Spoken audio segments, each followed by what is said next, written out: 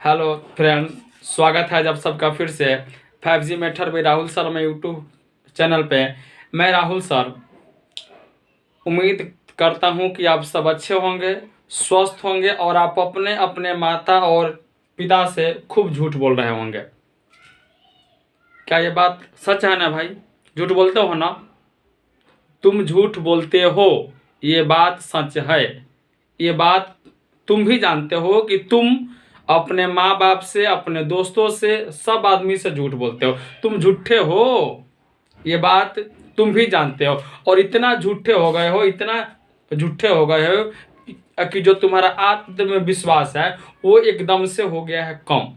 और देखिए, competitive exam निकालने के लिए या फिर कोई भी एग्जाम निकालने के लिए सबसे पहले तो एक आत्मविश्वास की होना जरूरी है, और वो आपके पास है नहीं। वो नहीं होने का रीजन है क्योंकि आप झूठ बोलते हैं। जब तक आप सच नहीं बोलेंगे तब तक आपके जो अंदर का आत्मविश्वास है वो नहीं होगा। तो अगर आप चाहते हैं कि आपके अंदर अंदर से भी एक आत्मविश्वास निकले, तो इसका सिर्फ और सिर्फ एक ही उपाय है कि अब तक तो आप जो किए सो किए, लेकिन आज से, अभी से आप झूठ नहीं बोलेंगे। यानी अपने माता और पिता से झूठ नहीं बोलेंगे। मैक्सिमम बच्चे ये होते हैं, झूठ बोलते हैं कि पापा एसएससी का फॉर्म आया, हमने ये इस फॉर्म को भरा और एग्जाम भी दिया, लेकिन रिजल्ट में 1 नंबर की वजह से हम छट गए। धांधली इतने झूठा। तुम ये बोलो ना कि तुम्हारा 1 ही नंबर आया था, झूठ काहे बोल रहे हो कि 1 नंबर से छट गए? हाँ, अरे सच बोल दो ना भाई। अब आ जाएगा इधर से ऑल इज वेल, यहाँ से अब आ जाएगा। लेकिन तुम तो झूठ बोलते हो भाई। वादा किया है कि पापा ये छोड़िए, ही तो निकला, लेकिन इस बार जो बहाली आ रहा है ना, एकदम 6 महीने बाद एग्जाम है और इसमें देखिएगा आपके लड़के का सिलेक्शन हुआ। वो 6 महीने का, उस ससुरा 12 महीना निकल जाता है, फिर भी वो लड़का यही कहता है। क्या है ये सब भाई? नहीं, वास्तव में आखिर इसका अर्थ है क्या? कब तक वादे कीजिएगा और वादे आपके टूटते जाएंगे। एक दिन आपको, अभी तो आपके घर वाले नहीं समझ रहे हैं, लेकिन ये जिस दिन आपके जो समझ जाएंगे ना तरीके को, उस दिन वो आपके घर वाले आपको खुद कहेंगे झूठा है।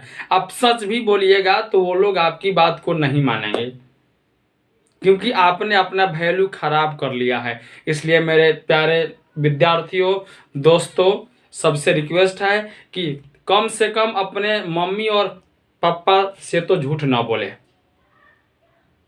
उनसे जो सच हो वो बोल दे कि हाँ, नहीं हुआ रिजल्ट, इतना ही नंबर आया था, ठीक है। लेकिन एक अंदर से तो आवाज आए ना कि हाँ भाई, मैंने एक अच्छा काम किया, अपने मम्मी और पापा से झूठ बोल दिया। आता है 8 नंबर, अभी ससुरा कहेगा मेरा 68 नंबर आया था। आएगा 1 नंबर तो कहेगा मेरा 81 नंबर आया था, लेकिन कट ऑफ हुआ है 50। अरे वो बेचारे भोले भाले, उस वो जो मम्मी पापा है उनको क्या पता है भैया कि रिजल्ट 81 पर हुआ है कि 85 पर हुआ है, और मेरे लड़के का 1 नंबर आया है कि 81 नंबर आया है? बताइए। तो इसलिए आज से आप लोग एकदम झूठ नहीं बोलेंगे। झूठ ना तो आप अपने माता पिता से बोलेंगे, ना अपने आप से बोलेंगे झूठ। और इसी से आप बोलते हैं तो हम ये नहीं कहेंगे कि बोलो या ना बोलो, ये आपकी मैटर है, लेकिन कम से कम 2 आदमी से तो झूठ मत बोलो। एक अपने गार्जियन से और एक अपने आप से, बस। तो आज से, अभी से आप इसे सुधार करें। अच्छा, वो दिन याद है जब तू एक छोटा सा लड़का था और तू स्कूल में था? बगल वाले घर में एक रिश्तेदार आए थे, तो बगल वाली आंटी एक रसगुल्ला लेकर के आई थी। पापा को इच्छा था कि हम खा लें, उनका मन था कि हम इस रसगुल्ला के उठा करके खा लें, लेकिन मम्मी ना, ये रसगुल्ला के रख दिया, बबुआ स्कूल से आई हैं तो खाई हैं। कितना उम्मीद है भैया उनको तुमसे कि ना हम रउआ मत खाई ना हम खाई, बबुए खाई हैं। माने बबुआ खातिर उनका अंदर इतना भावना बा। अच्छा, वो दिन याद है होली का? ना याद करो, वो दिन याद है जब तुम रो रहा था कि पापा हमको जींस लाइए, पापा हमको जींस लाइए। उनके बदन पे फटा हुआ गंजी और एक लुंगी थी, लेकिन तुम्हारे जिद के कारण एक दूसरे व्यक्ति से, है ना, 200-400 हज़ार रुपया ले करके वो बाजार गए और वहां से जीन्स और शर्ट लाए तुम्हारे लिए। अपने लिए एक 60 रुपये का गंजी नहीं लिए, लेकिन तुम्हारे लिए 1000 रुपये का जीन्स पैंट और शर्ट लिए। वो हैं हमारे माँ बाप, और हम लोग हैं, हम नहीं मतलब कि आप लोग। हम तो अच्छे हैं भैया, हम अपने माता पिता के प्रति 100% वफादार हैं, और वफादार होना भी चाहिए बस। अरे वो तो एक ही, देखो आपने जो चीज़ मांगा उन्होंने आपको दिया। आपने बोला पापा मोबाइल दिए। आपने बोला पापा हम मुर्गा खाएंगे, मुर्गा दिए। आपने बोला पापा मुझे जीन्स ला दो, जीन्स ला कर दिए। आपने बोला पापा मुझे शहर भेजो, शहर भी भेज दिए। वो तो सिर्फ एक ही चीज़ वो तुमसे मांगते हैं, और वो है कि बेटा मेरे जिंदा रहते तुम्हारा जॉब हो जाए, बस। सिर्फ उनकी एक ही डिमांड है। और वो तो ऐसे होते हैं कि वो ये भी नहीं बोलते हैं कि बेटा तुम कमाना, या बेटी तुम जब कमाने लगना तो हमें इतना पैसा देना। वो तो ये भी नहीं बोलते हैं। वो तो चाहते हैं कि मेरे जिंदा रहते तुम्हारा जो जीवन है वो सेटल हो जाए, बस, ताकि हम अच्छे से मर सके, है ना, हम जो है अच्छे से मर सके। ये होती है एक माँ बाप की भावना। और आप लोग हैं जो उनके बारे में इतना सा भी आप नहीं सोचते हैं। अरे कब समझोगे, कब समझोगे उनके भावनाओं को, कब समझोगे? उम्र निकल जाने के बाद समझोगे? अरे उठो, अभी उठो, कलम कॉपी उठाओ और अभी से रगड़ना शुरू करो। सबसे पहले लक्ष्य सेट करो कि तुम्हारा आखिर लक्ष्य है क्या, और बस उसी के बारे में सोचो रात दिन। उसको छोड़ो। जानू और सोना के बारे में एकदम मत सोचो, उनको छोड़ो। समझो जानू, सोना, मोना जो भी है वो तुम्हारा लक्ष्य है। एक बार अगर लक्ष्य मिल गई ना, सब कुछ मिल जाएगा भाई तुमको। नहीं तो जो आज तुमको जानू सोना बोलता है, अगर तुम्हारा सिलेक्शन नहीं होता है, अगर तुम बेकार हो जाते हो, तो सामने से अगर आएगी भी ना तो तुम्हारे ऊपर थूक फेंक करके निकल जाएगी। काहे भैया? क्योंकि तुम उस लायक नहीं थे। अरे उसके पास ऑप्शन है, बेरोजगार से तो बढ़िया मिलेगा कोई। अगर माता पिता अगर उसके शादी करेंगे तो ऐसा थोड़ी है कि बेरोजगार लड़के से शादी करेंगे। लेकिन अगर तुम लक्ष्य के बारे में नहीं सोचोगे तो तुम रह जाओगे बेरोजगार, तो तुम रहोगे भैया बेरोजगार, तब बस बजाते रहना घंटी। इसलिए अभी से उठो, उठो, उठो मेरे लाल, उठो और अपने लक्ष्य के बारे में सोचो। दिन भर जितना समय मिले सिर्फ लक्ष्य के बारे में सोचो, उसके लिए एक रणनीति बनाओ।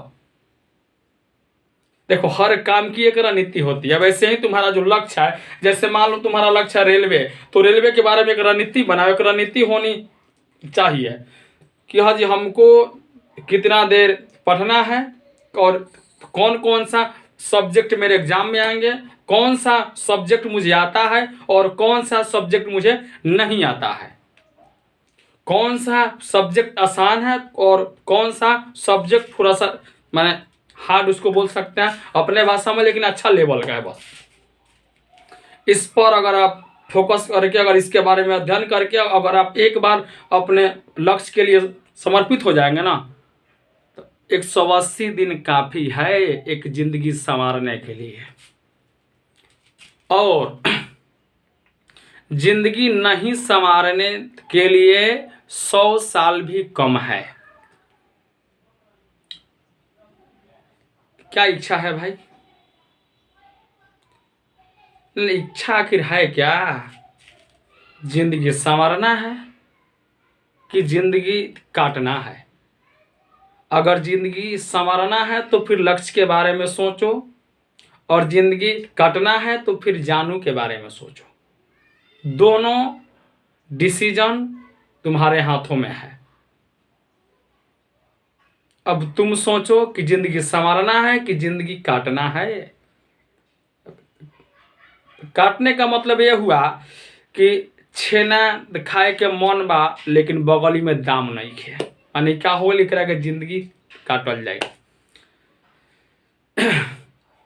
मान लीजिए है शर्ट लेने का इच्छा है लेकिन पैसा नहीं है, यह है जिंदगी काटना मजबूरियों के साथ। लेकिन अगर आपको सच में जिंदगी जीना है तो फिर अपने लक्ष्य को सबसे पहले पाइए, जो भी आपका लक्ष्य है। उसके बाद अगर आपका मन है छेना खाने का तो आप छेना खाएंगे, इतने पैसे आपके पास होंगे।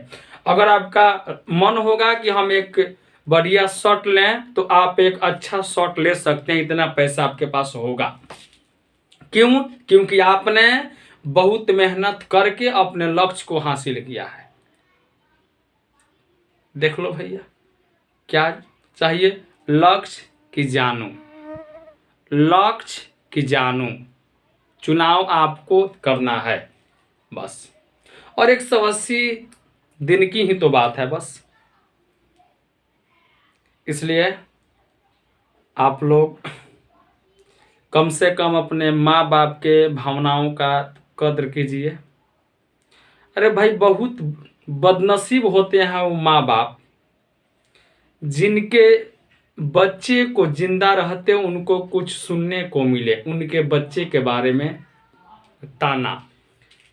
अगर आपका सिलेक्शन नहीं होगा ना तो अगल बगल वाले रिश्तेदार वाले या फिर कोई भी लोग बोलेंगे कि अच्छा क्या किया आपका लड़का, आपने उसको इतना मतलब कि दुख से पैसा इकट्ठा करके आपने उस बच्चे को शहर में भेजा, और वो लड़का आखिर किया क्या? वो तो पैसा आपका डुबा दिया।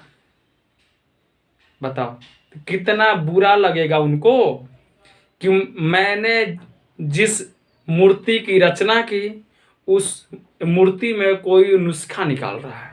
क्या है हम अपने माँ बाप के लिए? हम अपने माँ बाप की सबसे बड़ी रचना अगर हैं तो हम हैं। आप अपने माँ बाप की सबसे बड़ी रचना है। बहुत प्यार से उन्होंने हमें या आपको भी, आपके भी माँ बाप पाला है। इसलिए थोड़ा सा उनके भावनाओं का कद्र कीजिए बस। प्लीज रिक्वेस्ट है आप लोगों से, आज से अभी से अपने लक्ष्य के बारे में सोचो।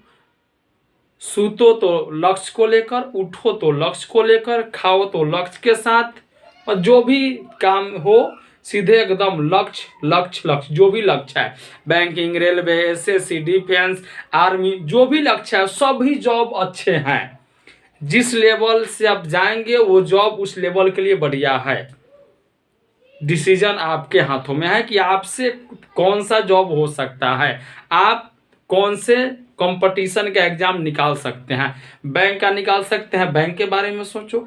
एसएससी का निकाल सकते हैं, एसएससी के बारे में सोचो। रेलवे अगर निकाल सकते हैं, रेलवे के बाद जो आपसे होने वाला है सिर्फ और सिर्फ उसी के बारे में सोचो। देखिए, हर चीज का उपाय है इस दुनिया में, हर चीज का उपाय है, हर रोग का दवा है, बशर्ते डॉक्टर सही मिले बस। और देखिए, और आपको ऐसा रोग है जिसमें डॉक्टर भी आप हैं और मरीज भी आप हैं, दोनों आप ही हैं। डॉक्टर भी आप हैं और मरीज भी आप हैं। तो इसलिए इस रोग से दूर रहें, और इस रोग से बचाव का सिर्फ एक ही उपाय है कि आप अच्छे आदतों को अपनाएं। आप अपने लक्ष्य के बारे में सोचें। सिर्फ 2 दिन सोचो ना, हम ये नहीं बोलते कि 100, सिर्फ 2 दिन तुम सोचो, सोच कर तो देखो। तीसरे दिन से आदत लग जाएगी सिर्फ लक्ष्य के ही बारे में सोचने की। लेकिन इधर तो डर लगता है ना, कहीं इसके बारे में सोच या वो निकल गई तब। अरे तो जाने दो ना उसको, काहे तुम डरते हो भैया? बोलो। चलिए, आज के लिए इतना ही। जय हिंद, जय भारत। लेकिन जाते जाते हम एक बार फिर यही बात बोलेंगे कि आप अपने लक्ष्य के बारे में आज और अभी से सोचें। ये मेरा आपसे रिक्वेस्ट है।